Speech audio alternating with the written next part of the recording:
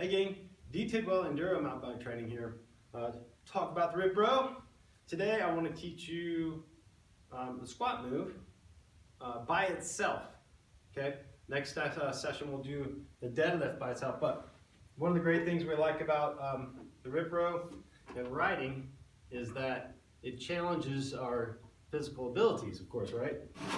And here at my facility, we definitely work on the two primal patterns of squatting and deadlifting, or hip hinge, as two primary things that we must be good at as human beings, both of which tend to be lost these days because of things like seated workplace. So today it's all about hip hinge and knee bend associated with ankle flexion, because in order to do a good squat move, if I'm going to squat well, I have to have good dorsiflexion, which is the ability for me to go forward with my foot flat, keeping my heel down. So my knees are able to go over my toes. That's first and foremost, because if I can do this, I'm going to put the rip row forward. If I can do this, then I can do this, okay? But if I can't do this, and I can only go, say, to here, then this is as good a squat as I'm going to be able to get, because I'm losing it here in dorsiflexion. So where I lose it, I've got to remake it up the chain. In this case, it's going to be lumbar spine flexion. Okay, you can see the difference. So that's why we need to have good dorsiflexion. So making sure that your calves are loose, a good calf stretch, for example, is important. Okay, so ankle dorsiflexion, we have to have the ability to have good knee flexion, of course, if we want to have a good squat. So having that good bending ability out of the knee. And then we need a good hip hinge. Okay, so my body is folding in half between my femur and my upper body. It's folding in half.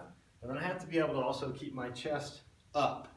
So these are kind of a couple simple things that I look at as a professional coach. How well can my clients do that? One addition is arm flexion, overhead arm flexion, without changing my lumbar spine. So that would be kind of the last one in an overhead squat test that I would do.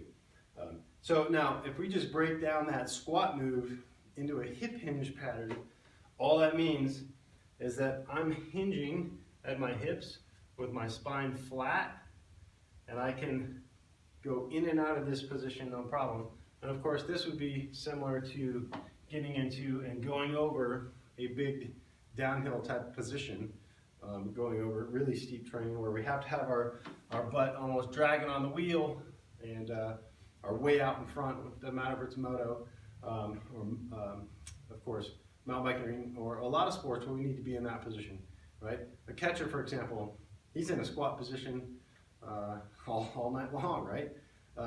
So we look at human function and we bring that human function or that athlete to that sport, right? We want to be, my goal, for example, is to make the best athlete we can be, and then we bring those skills, in this case, to mountain biking, right? So hip hinging is crucial, and that's literally pushing the weight of my butt back to counterbalance the upper body weight that I have going forward, all right? So doing that with a neutral spine, neutral lumbar spine, is very important, okay?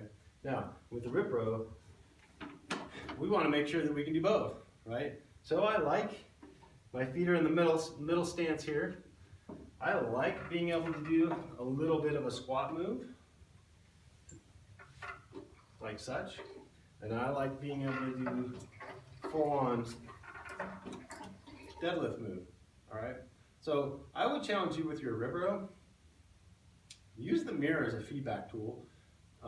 First, record yourself once you get your rip row, for example, or the first time you get on one, because they are coming to gyms to you in the near future. Film yourself on it and see what you look like, just like you would any other sport.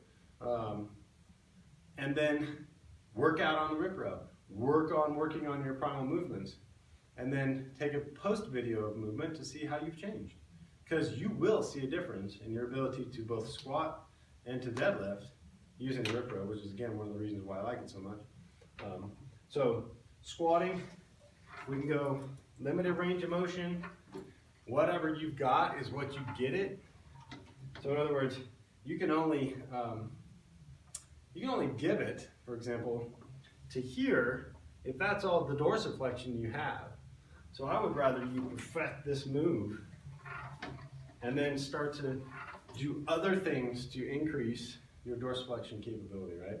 So going into deeper ranges, just to go into deeper ranges, isn't always the best thing to do because your body's not prepared to do it.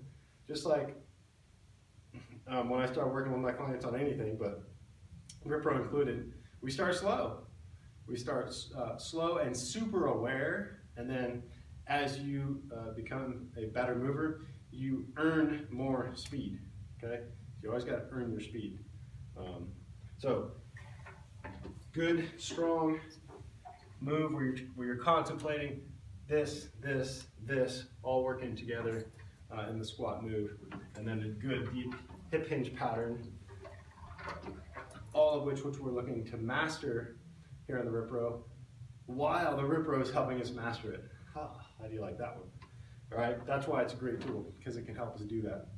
All right, so take these things into consideration, because you will become a better mover with RipPro.